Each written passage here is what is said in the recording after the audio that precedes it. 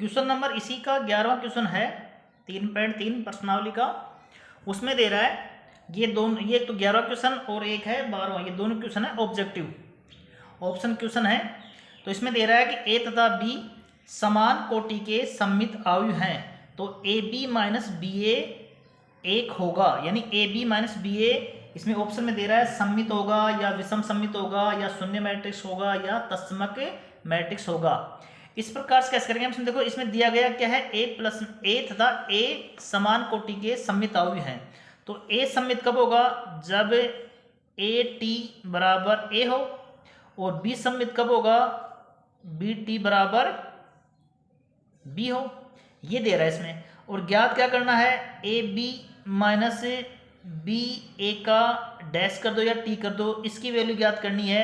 आगे A B minus B A क्या है, तो A B minus B A का टी है, तो ए माइनस बी का टी क्या होता है, A T minus B T. तो ये हो गया ए बी का टी माइनस बी ए का टी। मैंने प्रॉपर्टी आपको बताई थी, एक प्रॉपर्टी थी, अब ए बी का डैश या टी बराबर होता है बी टी ए टी। तो ए बी का टी बराबर क्या हो गया, ये हो गया बी टी ए टी, और बी ए का टी क्या हो गया, A T B T. B T का मान क्या है, बी टी का मान देखो खुद दे रहा है कि ए और बी सममित हैं, तो बी टी बराबर क्या है, बी, और ए टी बराबर है ए, ये दिया गया है क्वेश्चन में। ए टी बराबर ए और बी टी बराबर बी। शुरू में दिया था ए बी माइनस बी ए क्या है, उसका टी ज्ञात करना था, तो उसमें इसमें आ गया B A minus A B. ये सेम नहीं आया, जब इसमें आप कॉमन बाहर माइनस बाहर कॉमन लेते हैं तो अंदर क्या रह गया, ए बी, ये हो गया A B minus B A B minus B A का जब टी ज्ञात किया तो ये आ गया माइनस का ए बी माइनस बी ए, क्योंकि दोबारा घूम करके ए बी माइनस बी आ गया और बाहर निशान क्या आ गया, minus.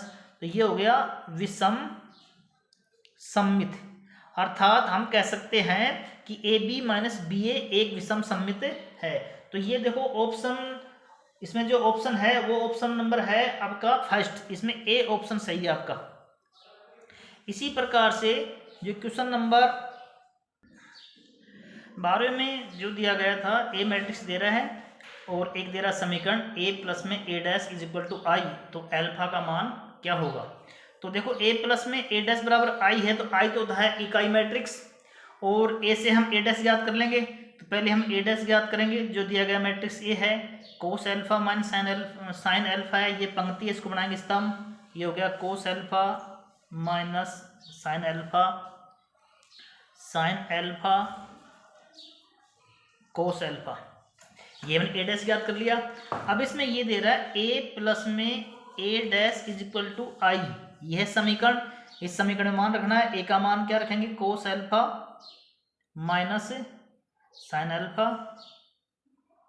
Alpha cos alpha, plus में ए डैश हो गया cos alpha sin alpha minus sin alpha cos alpha is equal, I का मान 2/2 में होता है 1 0 0 1, यानी इकाई मैट्रिक्स।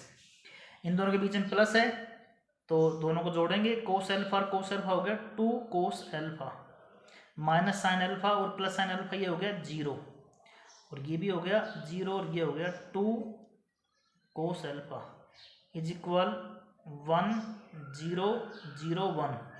दोनों मैट्रिक्स की जो ऑर्डर है, कोटिक्रम वो सेम है, तो इसके जो एलिमेंट हैं, अवयव हैं, यानी संगत अवयव हैं, वो भी क्या होंगे, समान होंगे। तो 2 कोस एल्फा बराबर 1, तो कोस एल्फा बराबर हो गया 1/2। अब कोस एल्फा बराबर 1/2 है, तो कोस एल्फा बराबर कोस, यानी 1/2 मान किसका होता है, कोस 60 का, तो एल्फा इज इक्वल टू क्या आ गया 60 डिग्री, यानी π/3 रेडियन।